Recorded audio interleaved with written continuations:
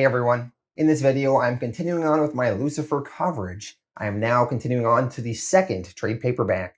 I'm actually going to be splitting this trade paperback into two videos. So this video is part 1, covering a story arc called The House of Windowless Rooms, which spans Lucifer's issues 5 through 8. So in my volume 1 video, we saw Lucifer got a letter of passage from God, and he used it to open a gateway into a place called the Void. And in this story arc now, we're going to see the repercussions of that. Some angels aren't happy, and they're going to try to do something about that void, and there are some demons as well that want into the void. So while that story thread is going on, Lucifer in this story arc also, he wants to get his wings back. He got them cut off in the Sandman comics, and now he wants them back. In order to get them, he has to travel to sort of the Japanese version of hell and meet these royal Japanese hell figures, and that royal family is going to host Lucifer in their home, the House of Windowless Rooms.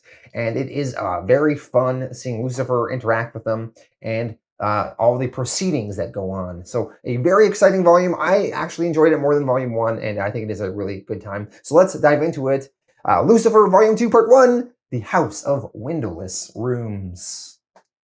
Lucifer Volume 2 Part 1, The House of Windowless Rooms. Written by Mike Carey, art by Peter Gross and Ryan Kelly. Lucifer Issue 5, The House of Windowless Rooms, Part 1 of 4. In the Sandman comics, when Lucifer abandoned Hell and gave Dream of the Endless the key to Hell, he also had Dream sever his wings. Well, now apparently Lucifer wants his wings back. And his wings have been taken to the Japanese version of Hell in a place called the House of Windowless Rooms. So that is where Lucifer is heading now. Some of the important Japanese Hell characters we are going to meet in this storyline are Izanami, who is the Queen of Death, the Mistress of the Afterworld, where the ignoble dead are penned for all eternity between eyeless walls. Her children are Susanoo, the Japanese god of thunder and storms. We saw him previously in the Sandman comics when various gods and entities were vying for control of Hell from Dream when Lucifer gave up the key. There's Tsukiyomi, the Japanese god of the moon, and Kagutsuchi, who is the Japanese god of fire. He has a very fancy sword called the Three-Named Sword. Once drawn, the blade cannot be stayed or deflected, and it has the capability to render a lethal blow with a single strike. So beyond Izanami and her sons, there is also Yama no Kami, who is the cousin to the boys, and she is also the goddess of the hunt. And there is Musubi, a demon assassin in the employ of the Japanese gods. So when the issue opens up, we see Lucifer traveling through the Japanese hell to the House of Windowless Rooms. He has been walking through this desert for 9 days. Lucifer has to walk because if he stops, the ground will eat him. And he has to walk naked because no cloth or stone or metal from the realms of light can exist here. These are the rules. They are not Lucifer's rules, but they are the rules nonetheless. Finally, Lucifer arrives at the house. He is going to have supper there. But before he can enter the house, he is stopped by the Guardian. The Guardian tells Lucifer, "If you wish to pass through this gateway, you must stop and play a game with me first." Lucifer says he's not in the mood for games, but the Guardian replies, "It is my mistress's will. It pains me to give offense, but she has decreed it, and so it must be. See, here in front of you is a cauldron of molten lead. At the bottom lie 3 stones of different colors. Put your hand in and take a stone. I will reward you according to your choice. Red will gain you entry to this palace. Gray will bring madness, and white, instant death." Lucifer, annoyed, says, "Look, I've been on the road for a long time. I was hoping for a shower before I ate. Could we waive the formalities?" The Guardian responds, "You must choose, and I must enact your fate." Lucifer says, "Fate's a slippery sort of concept, though, isn't it? I mean, most of the time it's just an excuse for doing what you want to do anyway. Lucifer, he then picks up the cauldron and pours the molten lava onto the Guardian, burning him. The Guardian, screaming on the ground, says, "Ah, it burns, it burns!" With the lava poured out of the cauldron, Lucifer then grabs the red stone and says, "Well, that's what happens when you play with fire. Here we are. The red stone it was, I think you said." So Lucifer, he grabs that red stone and then he continues to walk up the house steps. And then he knocks on the door. Meanwhile, while Lucifer is traveling to the Japanese hell, back on Earth, Lucifer's assistant, Mazikeen, has been put in charge by Lucifer for manning the Lux Bar, as well as guarding the gate into the void that Lucifer opened last volume with the letter of passage. Lucifer warned Mazikeen the powers will come running from all directions, the host and others. They can't close the gate, but they'll try to take possession of it. I'd prefer that not to happen. Do whatever you need to do and keep the gate safe until I return. So Mazikeen, she protected the gate and continued to operate the locks. Elsewhere in Los Angeles, we meet two demons that are in town due to their interest in the gate into the void that Lucifer opened. These two demons are the female, Cestus, and the male, Saul. These demons are a race known as Jinn and Mach, also nicknamed the Shapeless due to their shape-shifting abilities. The Jinn and Mach are demons, but unlike the traditional hell-based demons, they hail from a different, alien reality that operates under their own rules. It's said that they are beings left over from a previous version of the universe, and they want out of this one. This is why they are especially interested in the void that Lucifer created. Now, their shape-shifting ability does allow them to look human if they want, although that's just because these demons have to eat the human and then they can take on the form of the last person they devoured. Otherwise, in their demon form, they have pure white eyes and razor-sharp teeth. So these two demons, Cestus and Saul, while not typically allies with one another, due to their mutual interest in getting through the gateway from the door into the void, they decide to team up. Once they are in Saul's rented apartment, Cestus pulls out a duffel bag full of dead humans stuffed into it. She tells Saul, "Look, I brought your summer wardrobe." So they're gonna do some feasting and then they're gonna shapeshift into another human form. Elsewhere, back in the Japanese hell in the House of Windowless Rooms, Lucifer is greeted by the Japanese gods. In front of Lucifer is Susanoo, Tsukiyomi, Kagasuchi, and Yama no Kami. However, the queen, Izanami, she is there but seems to be in the form of a big statue, and she seems like she does not speak. Susanoo explains, "You are most welcome here, Lucifer Morningstar. Alas, my mother cannot greet you herself.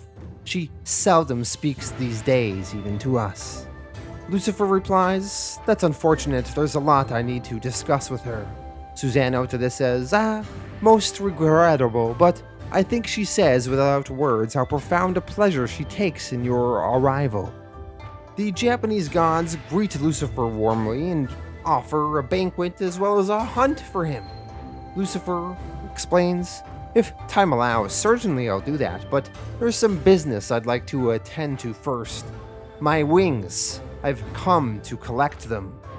Susanoo, a little shocked, says, Your wings? But you left them in your own realm, did you not?" Lucifer answers, "Yes, I did, but that was a while ago. The Oracle of the Basinos told me that your mother has them now." Susanoo replies, "Indeed, it may be so. I will endeavor to ask her, but it will involve complex and protracted rituals. In the meantime, you must rest from your journey. Bathe and robe yourself. I will order some food prepared." Susanoo then orders his brother Tsukiyomi to escort Lucifer to his suite. As Lucifer is escorted away, Susanoo and the others discuss with their mother, who is the statue. Kagasuchi believes that they should kill Lucifer and get rid of him. He then says to his mother, "Mother, in your realm he has no power. He is mortal. I will challenge him and kill him in your name." Izanami, the statue, does not speak, but she raises her hand, almost like a stop motion. Susano translates, "She does not wish it." Kagasuchi argues, "The gesture is ambiguous. It might mean only that her name not be associated with it." Susano warns, "Mortal or not, he is Lucifer. It is folly to underestimate him. You may challenge him certainly if he gives you cause, but he knows this as well as you do, and if you strike him otherwise, you are shamed." So the Japanese gods, they really don't want to give Lucifer his wings back, and they do want to kill him, but there are kind of rules of hospitality, and they cannot strike Lucifer down themselves unless Lucifer gives them good reason to. But Susano doesn't mind if they get a demon assassin to do the job for them, so he will summon a demon that is bound to their service, a demon known as Musubi. Elsewhere in the palaces, Tsukiyomi is showing Lucifer around, showing how the various souls are imprisoned here. Eventually, Lucifer is shown to his room, and Tsukiyomi leaves. In his room, the demon assassin Musubi is waiting for Lucifer, although Lucifer does not know she is an assassin immediately. For now, she just presents herself as a servant here to wash Lucifer. The woman begins bathing Lucifer, and as she is wiping him down, we notice that Lucifer does not have any genitalia. And this is because Lucifer, like all angels in this series, are celestial beings, not human. And angels are not biologically sexed in the same way that humans are, and they are typically genderless or androgynous, though they may adopt masculine or feminine traits. While Musubi washes Lucifer, Lucifer asks questions of the various family members he met earlier that night. Eventually, Musubi offers Lucifer a massage. Lucifer accepts. He sits down. Musubi asks, "My lord, shall I sing to you while I work?" Lucifer, already on to Musubi's game, replies, "No, I don't think that will be necessary. Let's just cut to the chase." And then, all of a sudden, we see Musubi's true form is revealed, and she has some sort of horrifying arachnid alien-type body. Lucifer Issue 6, The House of Windowless Rooms, Part 2 of 4. Over at the Lux, the angel Amenadiel has arrived. He is upset. He is talking with Mazikeen and he says, "A letter of passage in Lucifer's hands was to a marginal degree acceptable, but an open gate is not. There are 2 Jinn and Mach out there. Can you imagine what they would do with a doorway into the void? As long as it exists, there's a loaded gun pointed at eternity." Mazikeen just ignores him, and this pisses Amenadiel off even more. He says, "Do you hear me, creature? I could assemble a host of heaven and burn this place to fine ash. Is that what you desire?" Mazikeen turns from the bar and stares Amenadiel down. He then storms off and yells, "Very well, pit spawn. This is the only declaration of war you're going to get." Back down in the Japanese hell, Musubi is preparing to battle and try to kill Lucifer, but Lucifer wants to make a deal with her instead. Musubi asks, "What is it then that you would give me if I forswear my allegiance to this house? Be concise and convincing." Lucifer makes his offer and he says that he offers her death. Musubi falls down and laughs, cackling at this offer. She replies, "Well, I am answered, and you are a fool. Death delivers me again into Izanami's hands. She is mistress of the afterworld, and can call me back into her service as often as she likes." Lucifer to this says, "True as far as it goes, or then again, you could choose to enter my service." Elsewhere in the House of the Windowless Rooms, the 3 Japanese sons are discussing how Musubi is doing at killing Lucifer. Susano figures that his gambit with Musubi has failed, as She has not killed Lucifer yet, and her best chance of success was to do so quickly before he could speak to her. So they have to move on to plan B. They are going to have a meal later on that night with Lucifer. Susano has designed 2 opportunities for Lucifer to cause offense to the others. And once Lucifer offends them, they will then be allowed to strike him down. Kagutsuchi says, "1 opportunity is all I require." Tsukiyomi actually does not really seem interested in taking down Lucifer. He says, "But does it not seem sad, brothers, to kill so interesting a guest? I had hoped to hear much about his past, his war with the god of the covenant." Susano responds, "Tsukiyomi, it is our mother's will. Your confinement here lies heavy on you, I know, but if Lucifer does not die, we will be obliged to return his wings. So die he must." Back over to Lucifer and Musubi. Musubi has accepted Lucifer's offer. Lucifer will kill her and take her under his command, so she will be pledged to him instead of Izanami.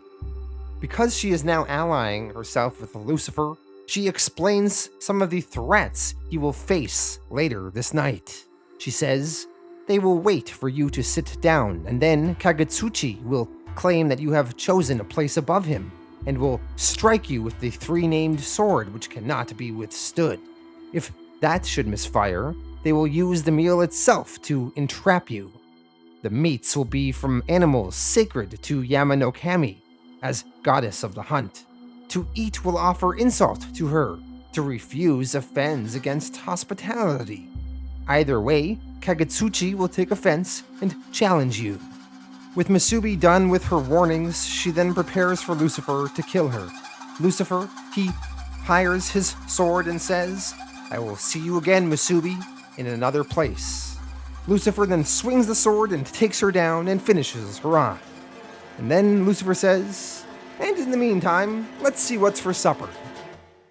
Elsewhere, up in heaven, in a place called the Silver City, the angel Amenadiel arrives. He steps into a large hall where many of the other angels are waiting to hear from him. Amenadiel explains, "I have asked the demon to surrender the gate to us. She has refused." Amenadiel, he wants to go to war for the gate. One of the other angels, Zella, he is a little uneasy of these plans. He says, "God has not sanctioned this action. Indeed, he gave the letter of passage to Lucifer. Can we be sure that we do his will?" Amenadiel argues back, "And when did God last speak to you, Zella? This is the war against the adversary. It has never ended. I call a vote. Who will support me?" The angels in the crowd raise their hands. Amenadiel has the vote. He is going to get his war. Amenadiel then bows his head, trying to hide the smile of simple joy he has now upon his face. Back down in the Japanese hell, Lucifer attends the dinner, where the brothers there will attempt to trick Lucifer into offending them so that they have permission to strike him down. Susano invites Lucifer to take a seat. Musubi warned Lucifer that they will wait for Lucifer to sit down, and then Kagutsuchi will claim that he chose a place above him and will take offense from that, and will use that as justification to kill Lucifer. So Lucifer aptly dances around this by saying, "Does it matter where I sit?" Susano says, "Not in the slightest. You are among friends, Star of Morning." Lucifer responds, "That's good to hear.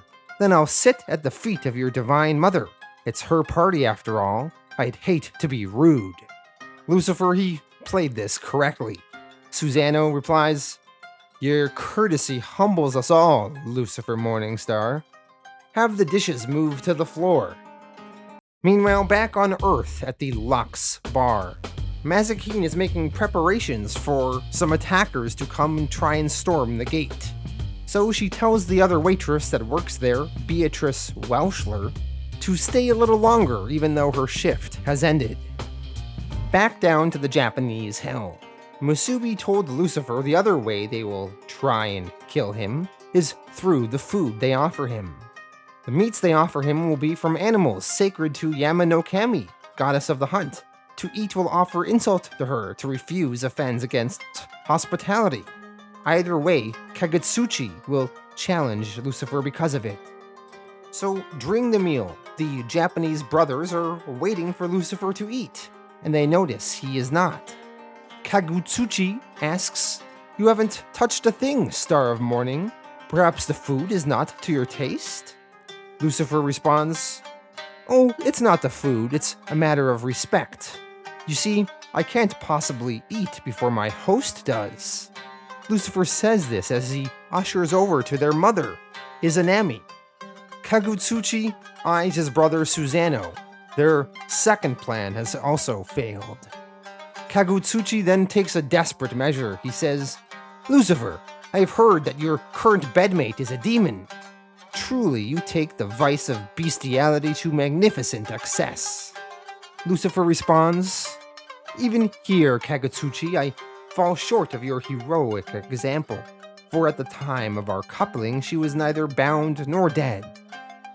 Lucifer, then feigning being insulted by Kagutsuchi, says, "Tsukiyomi, I find I am tired after all. Could you see me back to my room?"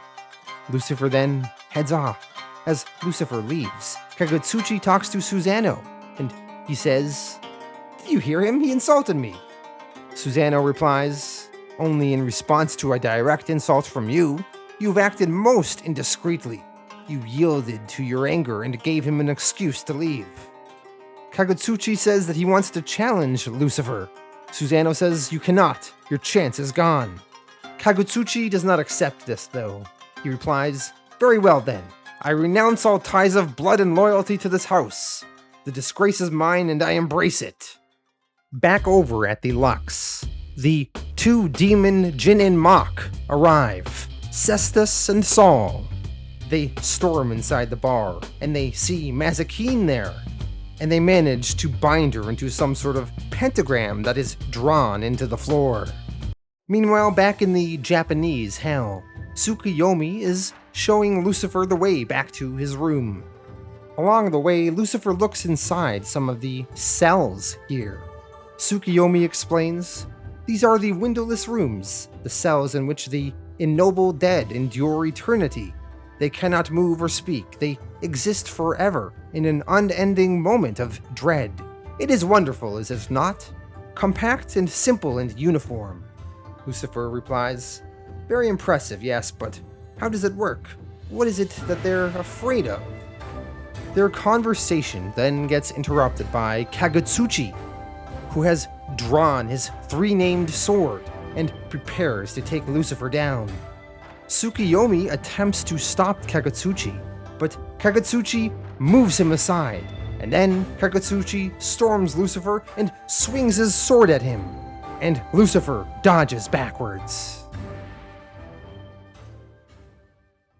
Lucifer, Issue 7, The House of Windowless Rooms, Part 3 of 4. Kagutsuchi swung his blade, and now he sees there's blood on the sword. He then says, "You still stand, plague sore, but this blood proclaims your fall. No matter how shallow the wound, you will die now. Such is the virtue of the three-named sword." Lucifer, still standing seemingly perfectly fine, says, "Interesting. That's the first time I've ever bled from a wound to the lapels." We then see that Lucifer was not slashed with the sword, but instead it is Kagutsuchi's brother, Tsukiyomi. Tsukiyomi, bleeding from his chest, says, "I fear that is my blood, brother." Kagutsuchi, surprised, says, "Impossible! My aim is too sure." Tsukiyomi replies, "You turned the blade at the end of the stroke, and the point grazed my chest. Did you not see me?" Kagutsuchi then says to Lucifer, "Magic! You used magic to turn my hand." Lucifer responds, "Why would I need to? It's not as though raw strength and stupidity is such a hard combination to beat." So, Tsukiyomi is indeed going to die. Kagutsuchi charges at Lucifer again. He swings his sword, and he misses once again, as Lucifer deftly dodges out of the way. Kagutsuchi, as he's swinging his sword, says, "It was not I. It was not. Somehow you have done this. You have killed my brother, who offered you no harm." Lucifer to this says, "It gets better, Kagutsuchi. I've killed you too." Kagutsuchi is somehow sick, and he does not know why. He says to Lucifer, You fog my eyes and my mind, but you will not stop me. This sword will not be sheathed until it has tasted you." Lucifer responds, "That's the spirit. Never say die. Of course, anger and exertion probably speed up the effects. Perhaps you should have cultivated calm." Kagutsuchi then falls to the floor. He drops his sword. He keeps crawling after it, trying to grab it, trying to continue the fight, but he cannot. He then passes out and dies as blood pours from his eyes, nose, and mouth. Tsukiyomi, who was slashed by the sword, is still alive, but he will die soon. He asks, "Lucifer, what did you do to him?" Lucifer explains, "I cut out Masubi's poison sacs after I killed her, and I squeezed just a little into your brother's wine, each time I filled his cup at dinner." Tsukiyomi responds, "You repay my mother's hospitality with treachery? No sin is blacker than that." Lucifer to this says, "You live in a world of your own, don't you, boy? Your mother's hospitality consisted of treachery. This is her house and she makes the rules. Tell me, what's she doing, Tsukiyomi? Tell me why she brings living souls into the house of the dead." Tsukiyomi tells Lucifer to find out himself, deceiver. Lucifer then goes to check some of the cell doors. Tsukiyomi, still talking to Lucifer, says, "I warn you, my mother will not forgive this trespass. She will keep you 1,000,000 years dying." Lucifer, not scared, replies, "I can relate to that. I'm pretty poor at forgiveness myself." Tsukiyomi then tells Lucifer, "Lucifer, I'm afraid to die. I have scarcely lived, but they say that all lives, all worlds are repeated endlessly. Do you think this is so?" Lucifer to this responds, "I think it's grotesque for someone who lives upstairs from hell to want comforting lies as he's dying." Lucifer then looks inside one of the cells here that holds one of the damned souls. There are 10 million souls in the House of Windowless Rooms, each cell with its own damned soul. Nothing to see or do for the rest of eternity. Izanami's hell, severe and minimalist. But the screaming ghosts that pour through the walls and through the terrified inmates are something else again. Lucifer discovers that the windowless rooms are full of living spirits, dreamers brought here in their sleep. They touch the shame and terror of the damned, and they take the taint of it. They are the blood in the veins of this hell, carrying torment from room to room, from level to level. Lucifer thinks it's a really interesting system. Minimum effort, maximum output. An ergonomic inferno.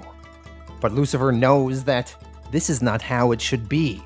If Dream of the Endless were to find out what they were doing here, he would think of it as poaching, pure and simple. And he wouldn't like that much at all. Lucifer thinks he can perhaps use this as leverage over Izanami and what's left of her family. Meanwhile, back over to the Lux. The demon Jin in Mach, known as Cestus, is talking to Mazikeen. Meanwhile, her partner Sol goes down into the basement to do some searching.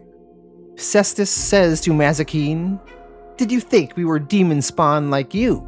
I'm afraid not, sweetheart. We're the Shapeless, the Jin and Mach, your elders and betters, which is why that gate you've opened belongs to us. After the end of the first cosmos, we floated in the void for a time beyond imagining, until we lost even the memory of our original form. We paid for our immortality, top dollar in advance. And what would your Lucifer do out in the void in any case? Is he planning to leap off the edge of creation and shout, 'Let there be light'? Absurd. But we need the gate. Things haven't worked out for us here, not really. We need to get ourselves unstuck from all this time and space and casualty shit." While Cestus gloats, her partner Sol goes down into the basement. He is nearing the cellar, where he gets snuck up from behind and a barrel smashes down over his head. Cestus hears this commotion and wants to go check it out. Before she does though, she looks at Mazikeen and notices the mask. She then removes it and she sees that this is not Mazikeen at all. This is the waitress, Beatrice Welshler. Mazikeen must be downstairs.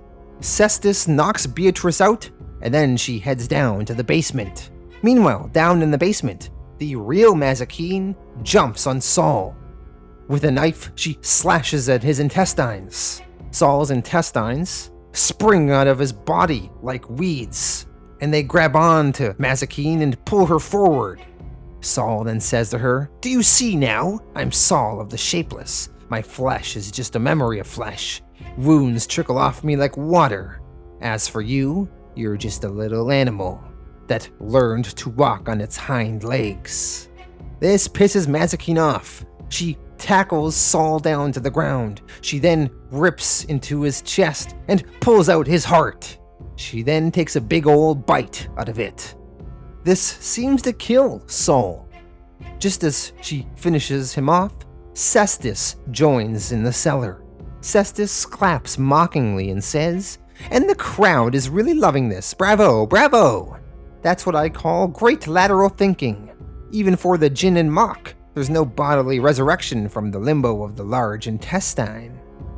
I like the way you fight. No subtlety, just raw animal stuff. I think I'd have the edge, mind you, even if you were still flesh." Elsewhere in Los Angeles, we see Jill Presto there. Jill Presto was a character we met in Volume 1. She has now absorbed the powers of the Basinos, the magical tarot cards. And now she has all the tarot card spirits within her mind and body.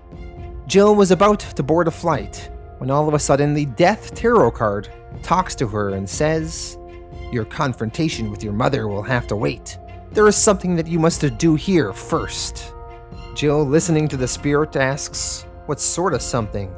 The Death card replies, "Guess."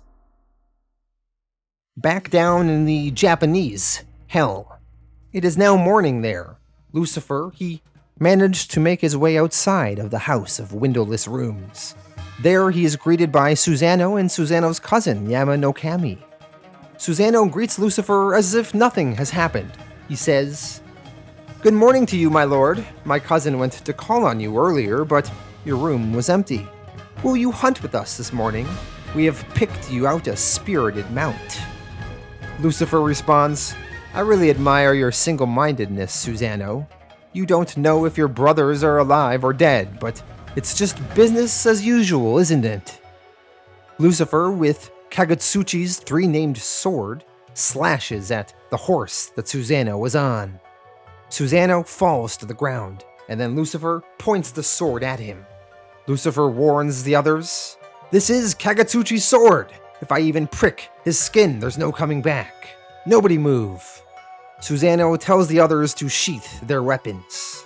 Lucifer tells Susano, "Your brothers are both dead, if you're interested. The old bloodline is really thinning out, something to bear in mind as you stand up. Slowly." Lucifer says this as he points the sword close to Susano's throat. Lucifer then walks back inside the house with Susano hostage as he leaves the others outside. Lucifer walks Susano right in front of this statue of his mother, Izanami. Lucifer knows that if he wants his wings back, the mother is the only one with the power to allow it. As Lucifer stands before the statue of Izanami, she begins to weep, for she knows 2 of her sons are dead. Back inside the Lux bar, Beatrice, she wakes up. Pissed off, she grabs some matches and heads back downstairs into the cellar. Down in the cellar, Cestus is talking with Mazikeen. It appears that Cestus has some sort of mind control ability, and she can make Mazikeen do what she wants. Cestus tells her, "The only strength that matters is the strength of mind. I'll show you. Kiss my shoe." Mazikeen, unable to not follow the orders, kisses Cestus's shoe. Cestus continues, "It's exciting, isn't it? Being taken so roughly." It's everyone's secret to turn on, the freedom that comes with total surrender. Now, put out your eye, the one on the pretty side. Mazikeen, with the knife in her hands, stabs herself in the eye, the pretty one. Cestus then tells Mazikeen, "Okay, give me the knife. I'll finish off." Beatrice, she then joins the other two down in the cellar. She has a match in her hands. Beatrice threatens to drop the match and light all the alcohol on fire that is down here. She says, "Hey bitch, that's the good stuff you're paddling around in. 60% alcohol. Now, leave her alone or we'll all burn together." Cestus turns around and smiles and says, "Oh, sounds great."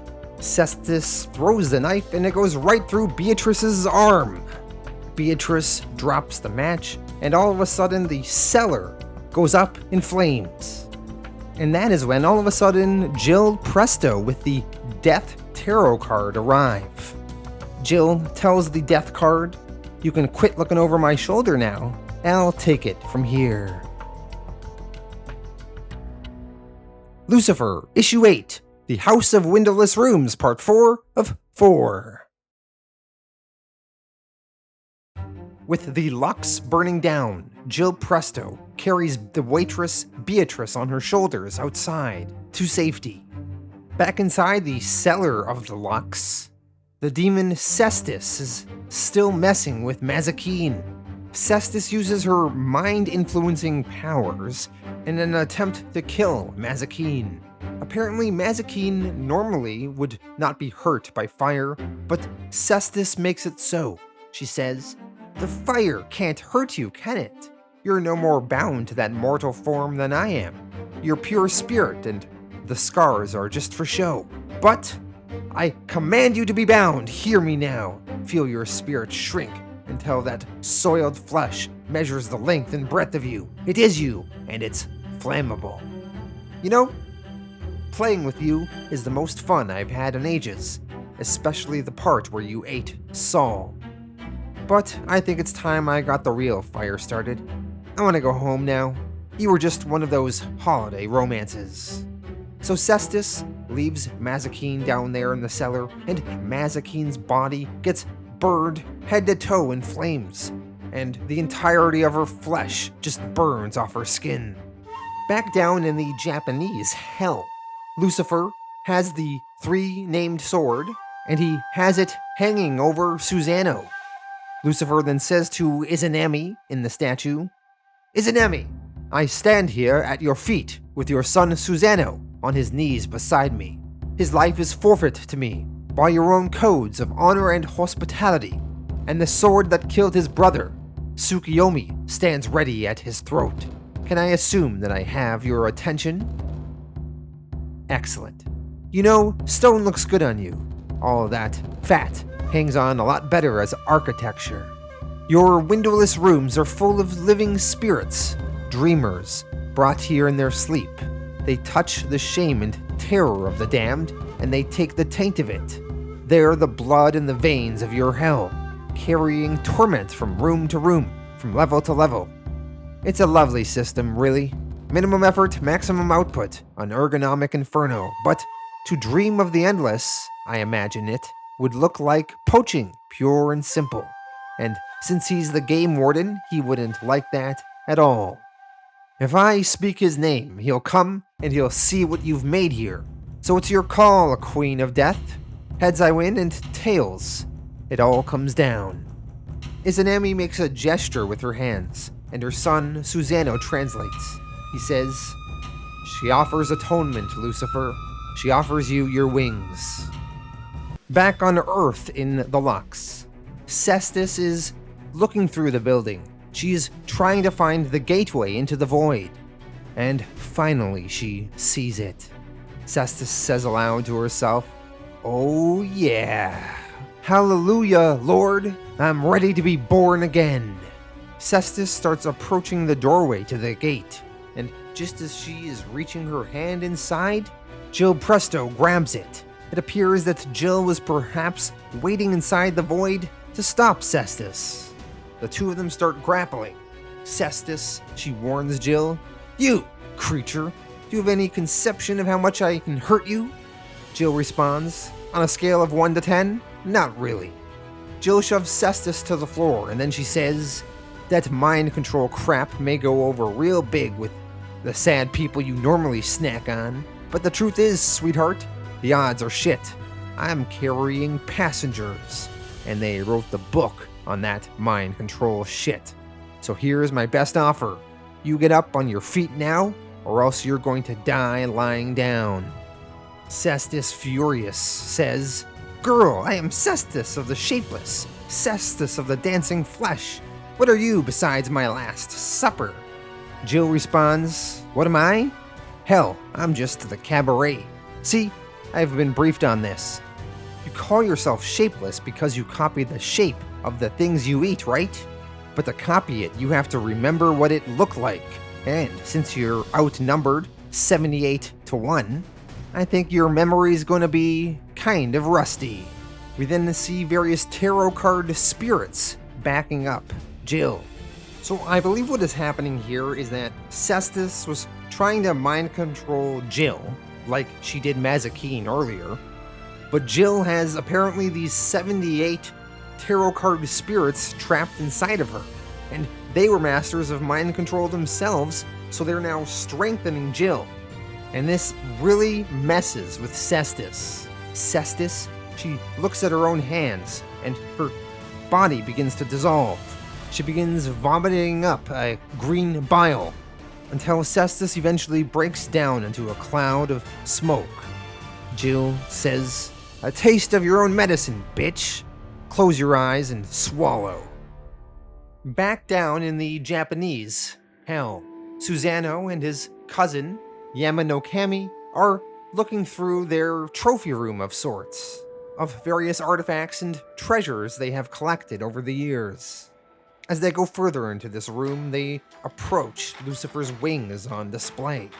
Susano then explains to his cousin, The wings, you see, they've undergone a most fascinating transformation in their separation from Lucifer. They have remembered their former state, the form and substance they had before his fall, and they have healed themselves. Susano grabs the wings and carries them in his arms. Before carrying them over to Lucifer, Susano speaks with his mother. Susano's mother vomits up a green bile, and within that bile is some feathers. Susano speaks of how Lucifer has ruined them and caused the death of his brothers.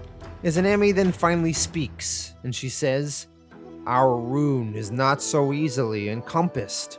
Death is in an ocean of excrement, within which your brothers' souls will shine like pearls. I will find them again. These pin feathers you will return to their places on the wings, and they will quicken and take root again. Lucifer will not know them from their fellows. In the fullness of time it will come.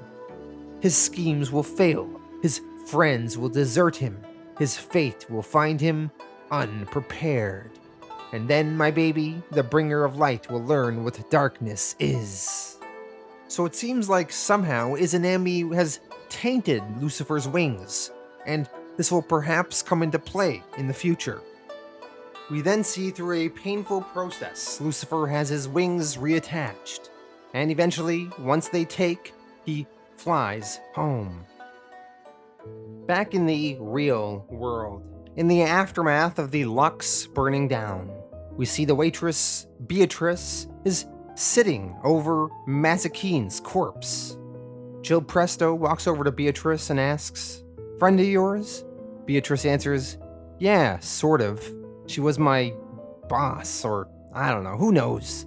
I wanted to help, I really did. I don't understand any of this shit anyway. I think I'm losing my mind. Are you a doctor? Jill answers, In these heels? Hell no, but it never hurts to look, right? Jill inspects Mazikeen, and then she talks to the Death Tarot card and she asks, She's not dead, is she?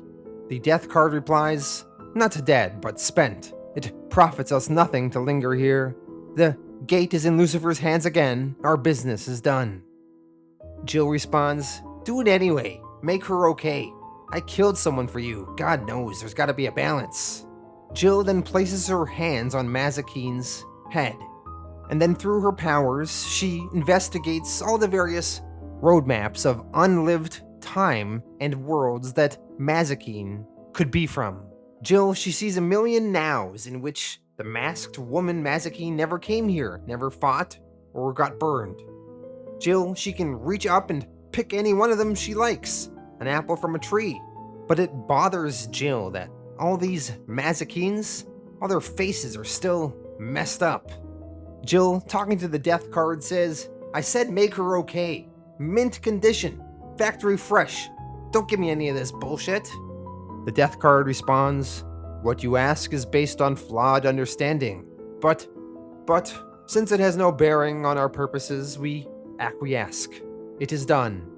So Mazikeen is healed and brought back to life, and her face is actually fixed, and it no longer looks scarred. Minutes later, Lucifer arrives back from the Japanese hell to the Lux bar that has since burned down. Lucifer, with his wings, flies down through a hole in the roof, and then he changes into his civilian clothes. And then he heads downstairs. He walks by various firefighters on cleanup duty, and then he sees Jill Presto there. Jill says to Lucifer, Hi, we meet again, I guess. Your waitress just fainted, and your girlfriend, well, it's a long story. Lucifer, a little bit annoyed at Jill's presence here, says, I have told the things that ride in you to not interfere in my affairs. I don't normally go to the trouble of repeating myself. Jill can't believe this. She gets angry and says, What? Listen, pal, I just saved your bacon. There was this weird thing here that was gonna, I don't know what she was gonna do, but I stopped her anyway, so I don't need this crap. Before Jill continues yelling at Lucifer some more, the tarot card spirits within her tell her to calm down. Jill then says to Lucifer, They say to apologize. They say they promise they won't get in your way again, and they offer their respect. Lucifer asks, And what do you say, Miss Presto? Jill responds, Well, just speaking for myself, I'd like to say that you're an arrogant, ungrateful son of a bitch on a permanent power trip. Lucifer laughs, Ha! Excellent and accurate on all counts. But don't push your luck. My good humor could evaporate at any moment. Or Mazikeen may wake up and realize what you've done to her face. Jill, confused, says, But I made her beautiful again. Lucifer explains, Your parochial aesthetics are a thing to be hidden, not flaunted. And by remaining here, you're risking the anger of the cards as well as mine. I really would leave now if I were you. Jill, she leaves, and Lucifer, he drinks as he reflects in his burned down bar. And with this, we end the House of Windowless Rooms story arc.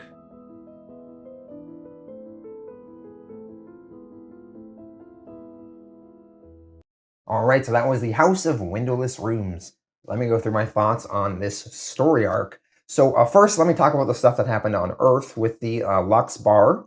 It burned down, and we had these two Jinn and Mach demons, Cestus and Saul, kind of battling Beatrice and Mazikeen. I thought their fight was pretty entertaining, and the demons were a pretty good threat there.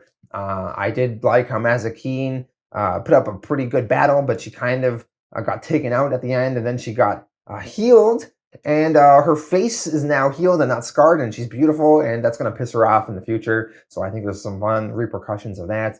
I thought it was an entertaining battle and a fun little story thread to follow there. Now, one negative, I thought when the Cestus was battling Jill Presto, I thought it was a little convoluted how Jill Presto beat Cestus. And even though the comic tried to explain it, I didn't think they did a great job, and I was a little confused on how Jill managed to pull that off. Something about the tarot card spirits having mind control abilities as well, overcoming Cestus's sort of mind control abilities, and trying to figure out what the hell both of their powers are. I don't know. I thought that part was a little clumsy. But moving on from that, I thought Lucifer's journey into this sort of Japanese hell was really entertaining and fun. I think some of these Japanese figures were really intriguing characters, And I liked seeing Lucifer try to navigate that situation. This Masubi's trying to kill him, but then he wins her over to his side. Then at the dinner, he's trying to navigate the politics of it and not offend them, so that the Japanese family there won't have the rights to take Lucifer down. And then once this Kagasuchi is trying to kill Lucifer, I thought there was some real fun there about how Lucifer managed to outsmart him and take him down and take down one of the other brothers, and then navigate the situation with Susano and Izanami. So really, really fun. Lucifer gets his wings back, and just a highly entertaining, compelling story arc. So I thought, all in all, this was a pretty entertaining story arc, and I'm going to give this story arc a 8 out of 10. Thank you all for watching, and I'll be back in the future with part 2 of this trade paperback.